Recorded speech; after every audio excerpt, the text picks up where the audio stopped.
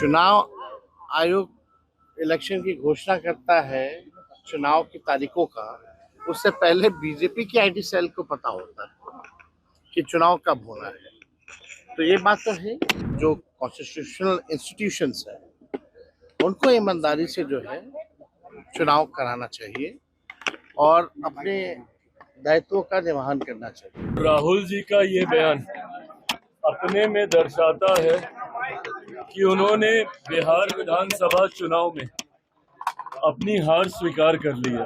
दिक्कत कांग्रेस और उनके नेताओं में यही है कि जब जरूरत आत्ममंथन करने की है तो उस वक्त ये लोग बहाने ढूंढते हैं चुनाव हारने के। 2014 के बाद से जब से नरेंद्र मोदी जी प्रधानमंत्री बने हैं, तब से जितने भी कॉन्स्टिट्यूशनल इंस्टीट्यूशंस हैं, संवैधानिक संस्थाएं हैं, सबको हाईजैक कर रखा है।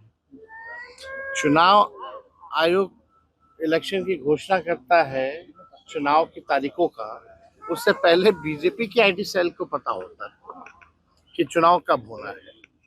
तो ये बात तो है, लेकिन इन सब पे हम लोगों की नजरें हैं।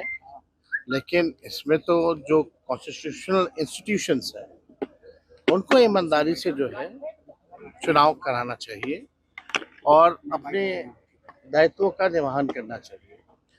अगर कॉन्स्टिट्यूशनल इंस्टीट्यूशन अगर बर्बाद हो जाएगा तो लोगों को जस्टिस और न्याय कहाँ मिलेगा। तो ये बड़ी बात है, कोई भी अधिकारी किसी भी इन्फ्लुएंस में ना आए, ये होना चाहिए। पिछले बार जो 20 का जो चुनाव हुआ था, हम लोग तो सरकार बना लिए। पहली बार उस समय इलेक्शन कमीशन ने 3 बार प्रेस कॉन्फ्रेंस करके जस्टिफाई किया आखिर चुनाव की गिनती क्यों रोकी गई शाम में। फिर रात के अंधेरे 11-12 बजे की शुरू की गई और जो जीते हुए कैंडिडेट जिनको अनाउंस कर दिया गया था शाम में हमारे, उनको किसी को 12 वोट से, किसी को 100 वोट से, किसी को 500 वोट से घोषणा होती है कि हार गए, जो जीते हुए शाम में थे।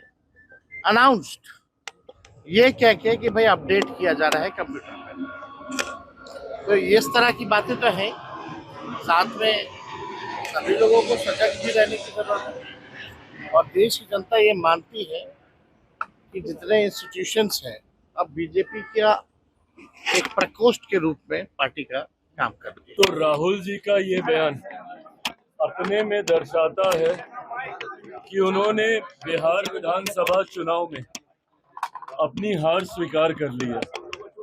जिस तरीके से महाराष्ट्र में ये लोग बुरी तरीके से चुनाव हारे हैं, दिक्कत कांग्रेस और उनके नेताओं में यही है कि जब जरूरत आत्ममंथन करने की है तो उस वक्त ये लोग बहाने ढूंढते हैं चुनाव हारने के। लंबे समय तक बहाना चला था ईवीएम ईवीएम ईवीएम, अब वो बहाना कहीं ना कहीं ठंडा हो गया, तो अब ये फिक्सिंग वाला एक नया बहाना इन्होंने निकाल लिया। और जो लोग चुनाव आयोग पे उंगली उठाते हैं, सवाल करते हैं और जिनका समर्थन यहाँ के क्षेत्रीय दल करते हैं, क्या वो व्यवस्था सही थी जब एक कलम से चुनाव आयोग की नियुक्ति हो जाती थी? कांग्रेस के जमाने में कैसे चुने जाते थे? एक हस्ताक्षर से चुने जाते थे ना। आज तो फिर भी ये व्यवस्था बना दी है कि जब तक विपक्ष के दल की सहमति, रजामंदी नहीं होगी, एक कमेटी का गठन कर दिया गया जिसमें एलओपी की भी भूमिका है, उसके बाद इनकी नियुक्ति होती है। तो एक ऐसी व्यवस्था पे इनका प्रश्न चिन्ह है जहां पे एक समिति के द्वारा इलेक्शन कमीशन को चुना जा रहा है। पर जब कांग्रेस के जमाने में एक हस्ताक्षर से चुन लिया जाता था, वो व्यवस्था सही थी। हकीकत है कि अगर इनको किसी एक व्यवस्था में नुक्स निकालने हैं, किसी एक संस्था में नुक्स निकालने हैं, तो वो कॉन्स्टिट्यूशन बॉडीज नहीं है, वो इनकी अपनी पार्टी है, कांग्रेस की पार्टी। उसमें इनको नुक्स निकालने की जरूरत है। जो निकालते भी हैं गाहे बगाहे अलग अलग राज्यों में जाके, कभी जयचंद ढूंढते हैं अपनी ही पार्टी में, तो कभी अपनी ही पार्टी का विरोध करके आ जाता है। और सही कर रहे हैं वो, क्योंकि आत्ममंथन इनको करने की जरूरत है।